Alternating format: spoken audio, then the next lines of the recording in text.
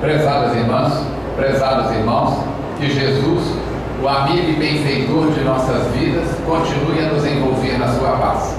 É uma alegria estarmos participando a convite do CELD, Centro Espírita Leon Denis, aqui do Rio de Janeiro, dessa 16ª Bienal do Livro.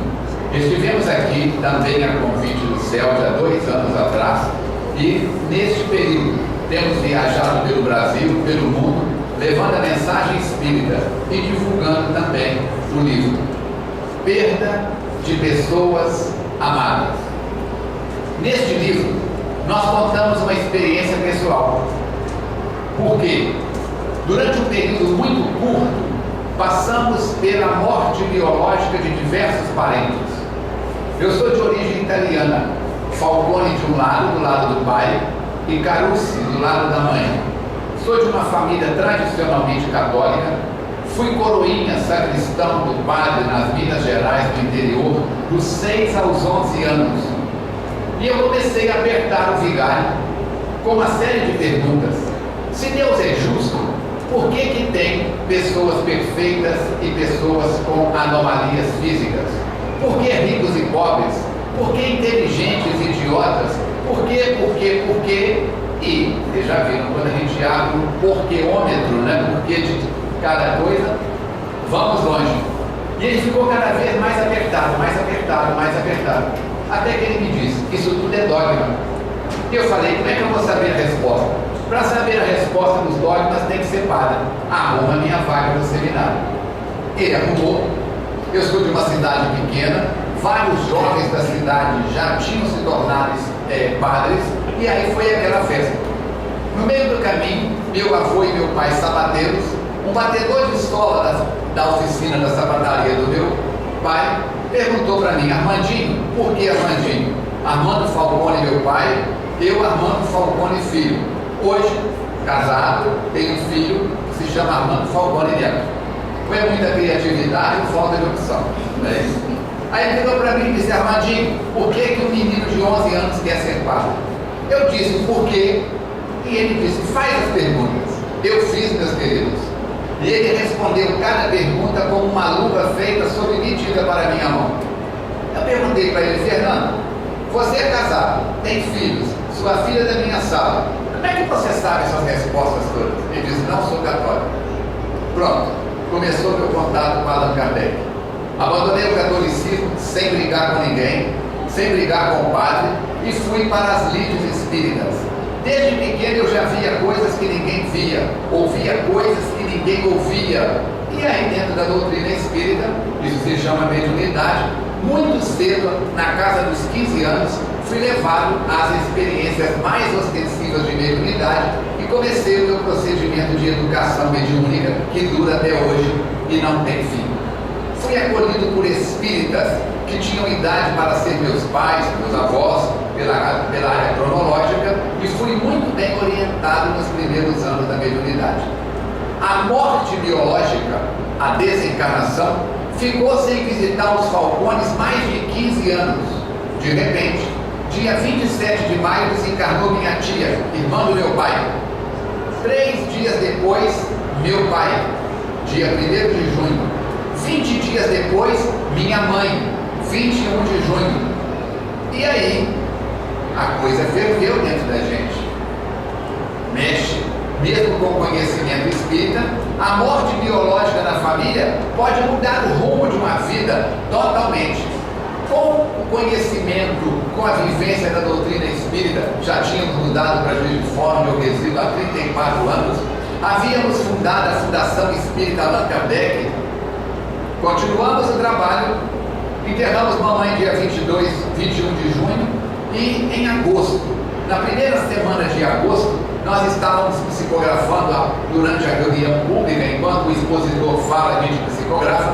Mateus Fernandes Fraga, que é o mentor espiritual da casa, aproximou e disse, eu quero que você comece em outubro, está no programa espiritual, uma reunião que será chamada Reunião de Entes Queridos. Eu disse, como é que é isso? Você vai falar durante 20 minutos, mais ou menos, sobre morte e desencarnação, e depois abrir perguntas ao público. Mas eu falei com ele, terça-feira já temos a reunião de desenvolvimento e educação da mediunidade. Ele disse, mas isso começa às 20 horas. Às 18h30 até às 19h30 você faz isso. Eu cocei a cabeça e pensei, 6h30. Virei para ele, a psicografia correndo, e a gente conversando. Mateus, será que vai vir alguém? Ele disse, se não vier encarnado, eu encho a casa de desencarnado. Eu falei, é a minha praia, desencarnado desde os 15 anos, nós estamos juntos. Queridos, a reunião começou e foi avançando e continua completa agora com o núcleo próximo, seu nono ano de existência.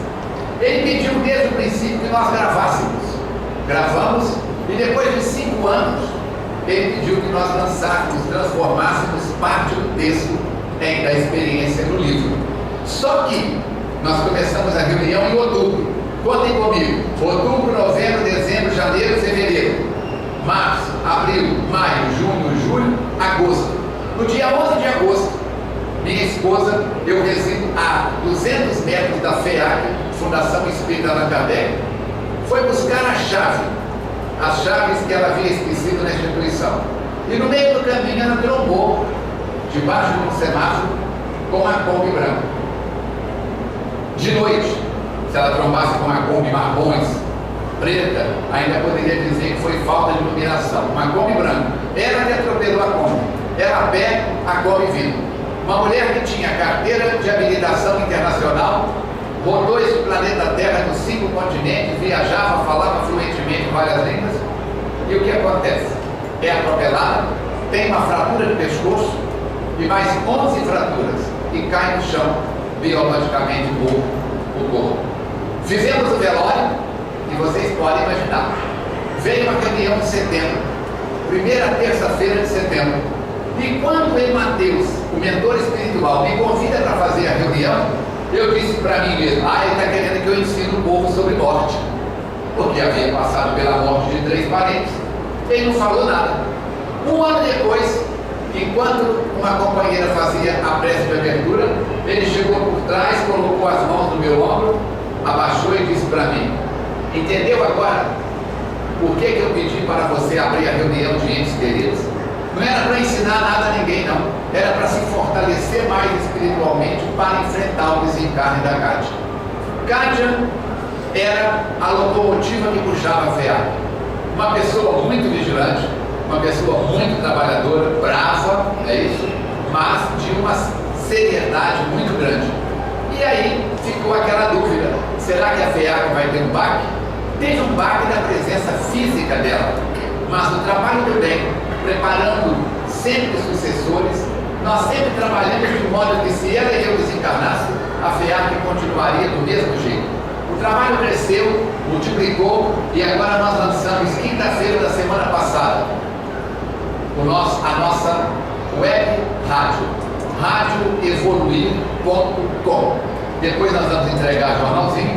Quem tiver internet, é uma rádio que não pega no aparelho de rádio, pega no seu smartphone, no seu tablet, no seu notebook, no seu computador. A vantagem que tem é que é 360 graus. Uma semana de funcionamento, 18 países já visitados na rádio. E nós continuamos trabalhando. Morte, perda de pessoas amadas. Essa semana, antes de ontem, tivemos a nossa reunião mensal de entes queridos. E nós explicamos no livro, que já foi para a sua 8ª edição, nós explicamos o seguinte: o título do livro está errado. No capítulo 2, nós explicamos que o título do livro está errado. Aí você que é escritora pode virar para mim e falar assim, Falcone, você é louco? Você lança um livro no mercado com o título errado e ainda explica que o título está errado? Sim. Por que o título está errado? Qual que é o título do livro? Perda de pessoas amadas. E nós explicamos que pessoas não se perdem na Bienal. Uma criança soltou da mão da mãe. Atenção, tem uma criança de blusa verde, calça jeans, não sei o quê. Quem achar, traz aqui nas informações. Perdemos chaves, perdemos objetos, perdemos documentos. Pessoas não perdemos. pessoas desencarnam. Seu ente querido, meu ente querido, que passou pela morte biológica, ele passou por um fenômeno que se chama desencarnação. No verso do livro está a frase colocada no túmulo de Kardec: nascer, viver, morrer, renascer ainda e progredir sempre. Tal é a lei. Só morre o que é mortal. Quando nós vamos no livro do Gênesis, com Moisés, o livro do Gênesis é todo metafórico. O que é metafórico? Metáfora. Moisés está falando para o povo hebreu em metáforas, que Jesus vai usar mais tarde com o nome de parábolas. Se você for à Terra Santa, no caminho que desce de Jerusalém a Jericó, no meio do caminho do lado esquerdo tem os restos de uma construção. E o guia vai te dizer: aqui era a estalagem onde o homem, o bom samaritano, deixou o homem caído à beira do caminho. Se você acreditar nisso, é sinal que você não raciocina em termos de cultura oriental. Quando Jesus conta a parábola do bom samaritano, ele está contando uma história.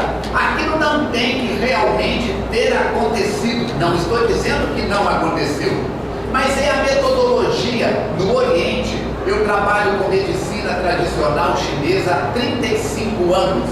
Eu sou um dos acupunturistas mais antigos em exercício no Brasil. E na tradição oriental, é da boca do mestre para o ouvido do discípulo. É um ensinamento oral.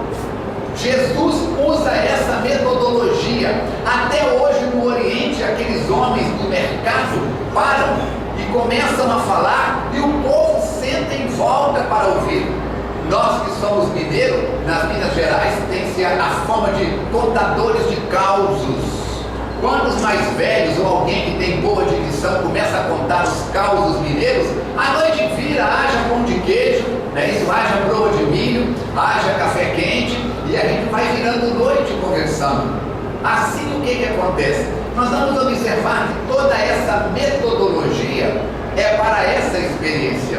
Então nós explicamos que as pessoas, quando chegam no centro espírita, chegam e dizem: Falcone, perdi meu filho, Falcone, perdi minha mãe, Falcone, perdi meu cônjuge. O verbo que as pessoas usam é o verbo perdi. Por isso nós colocamos o que a boca do povo fala: perda de pessoas amadas. Conforme está no Evangelho segundo o Espiritismo, capítulo 5, item 22. O título do capítulo é Das Aflições. E nós vamos observar então que, se não existe perda, se mamãe desencarnou e eu não perdi mamãe, por que eu não perdi mamãe? Porque a doutrina espírita vem nos explicar onde está a mamãe.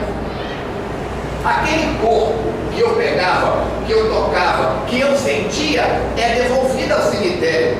Moisés então vai dizer: vieste do pó e ao pó voltarás.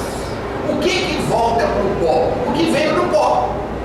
Meu corpo, seu corpo, mais ou menos 70% água, 29% sais minerais, ferro, carbono, sódio, potássio, fósforo, manganês, iodo, etc. 1% matéria ainda sendo pesquisada pelos biólogos, acreditem se quiser.